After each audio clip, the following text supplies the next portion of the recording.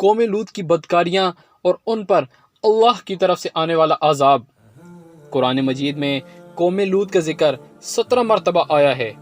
قوم لوط کا مسکن شہر سدوم اور امورہ تھا، جو بحر مردار کے ساحل پر واقع تھا، اور قریش مکہ کے اپنے شام کے سفر میں برابر اسی راستہ سے آتے جاتے تھے۔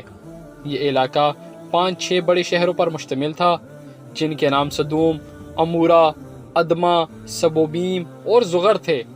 ان کے مجموعہ کو قرآن کریم نے متفقہ اور متفقات یعنی الٹی ہوئی بستیاں کے الفاظ میں کئی جگہ بیان فرمایا ہے۔ سدوم ان شہروں کا دارالحکومت اور مرکز سمجھا جاتا تھا۔ جب حضرت لوط علیہ السلام اردن میں بحر لوط کے پاس جہاں سدوم اور امورہ کی بستیاں تھیں وہاں آ کر رہائش پذیر ہوئے تو اللہ تعالیٰ نے انہیں اہل سدوم کی ہدایت کے لیے نبی مبعوث فرمایا۔ یہاں کے باشندے فواحش اور بہت سے گناہوں میں مبتلا تھے۔ دنیا کی کوئی ایسی برائی نہ تھی جو ان میں موجود نہ ہو۔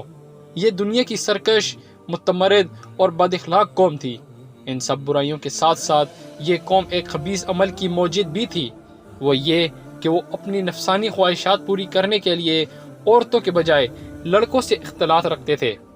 دنیا کی قوموں میں اس عمل کا اب تک کوئی رواج نہ تھا۔ یہی وہ بدبخت قوم تھی جس نے اس ناپاک عمل کو شروع کیا تھا، اور اس سے بھی زیادہ بے حیائی یہ تھی کہ وہ اپنی اس بد کرداری کو عیب نہیں سمجھتے تھے، بلکہ کھلم کھلا فخر کے ساتھ اس کو کرتے رہتے تھے۔ ان حالات میں حضرت لوط علیہ السلام نے اس قوم کو ان کی بے حیائیوں اور برائیوں پر ملامت کیا اور شرافت و طہارت کی زندگی گزارنے کی رغبت دلائی، اور ہر ممکن طریقے سے نرمی اور پیار سے انہیں سمجھایا اور نصیحتیں کی، اور پچھلی قوموں کی بدعمالیوں کے نتائج اور ان پر آئے ہوئے عذابات بتا کر عبرت دلائی، لیکن ان پر کوئی اثر نہیں پڑا، بلکہ الٹا طنز کرتے ہوئے یہ کہنے لگے، یہ بڑے پاک باز لوگ آئے ہیں، ان کو اپنی بستی سے نکال دو، اور بارہا سمجھانے کے بعد یہ کہنے لگے، ہم تو نہیں مانتے، اگر تو سچا ہے تو ہم پر اللہ کا عذاب لے آ۔ ادھر یہ ہو رہا تھا، اور دوسری جانب حضرت ابراہیم علیہ السلام کے پاس اللہ کے فرشتے انسانی شکل میں آئے۔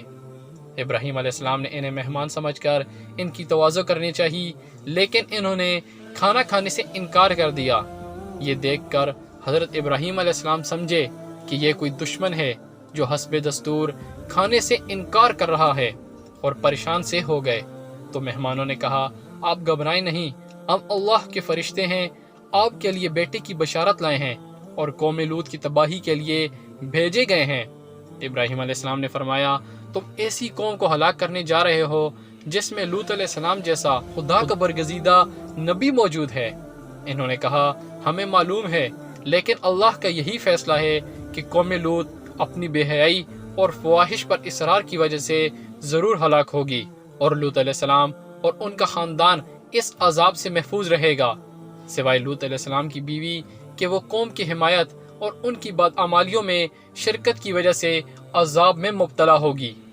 ویڈیو میں آگے بڑھنے سے پہلے ہمارے چینل کو سبسکرائب کر کے بیل آئیکن کو پریس کر دیں تاکہ ہماری آنے والی ہر نئی ویڈیو آپ تک بر وقت پہنچ سکے۔ فرشتے حضرت ابراہیم علیہ السلام کے پاس سے روانہ ہو کر سدوم پہنچے اور لوط علیہ السلام کے یہاں مہمان ہوئے، اور یہاں یہ فرشتے خوبصورت اور نوجوان لڑکوں کی شکل میں تھے۔ لوط علیہ السلام نے ان کو دیکھا تو بہت پریشان ہوئے کہ اب نہ جانے قوم ان کے ساتھ کیا معاملہ کرے گی۔ ابھی وہ اسی پریشانی میں تھے کہ قوم کو خبر ہو گئی، اور وہ لوط علیہ السلام کے مکان پر چڑھ گئے اور مطالبہ کرنے لگے کہ ان کو ہمارے حوالے کر دو، اور لوط علیہ السلام نے انہیں بہت سمجھایا لیکن وہ نہ مانے۔ تو انہوں نے سخت پریشانی میں کہا، کاش میں کسی مضبوط سہارے کی حمایت حاصل کر سکتا۔ فرشتوں نے ان کو پریشان دیکھ کر کہا کہ آپ گھبرائیں نہیں، ہم انسان نہیں بلکہ اللہ کی طرف سے بھیجے ہوئے فرشتے ہیں، اور ان کے عذاب کے لیے نازل ہوئے ہیں۔ آپ راتوں رات اپنے خاندان سمیت یہاں سے نکل جائیں۔ تو فرشتوں کے پیغام کے بعد لوط علیہ السلام نے اپنے خاندان سمیت بستی سے نکل کر سدوم سے رخصت ہو گئے، اور ان کی بیوی نے ان کی رفاقت سے انکار کر دیا اور یہیں رہ گئی۔ جب رات کا آخری پہر ہوا تو عذاب شروع ہو گیا۔ سب سے پہلے ایک سخت ہیبت ناک چیخ نے ان کو تہو بالا کر دیا، پھر ان کی آبادی کو اوپر اٹھا کر زمین کی طرف الٹ دیا گیا، اور پھر اوپر سے پتھروں کی بارش نے ان کا نام و نشان مٹا دیا، اور گزشتہ قوموں کی طرح یہ بھی اپنی سرکشی کی وجہ سے انجام کو پہنچے۔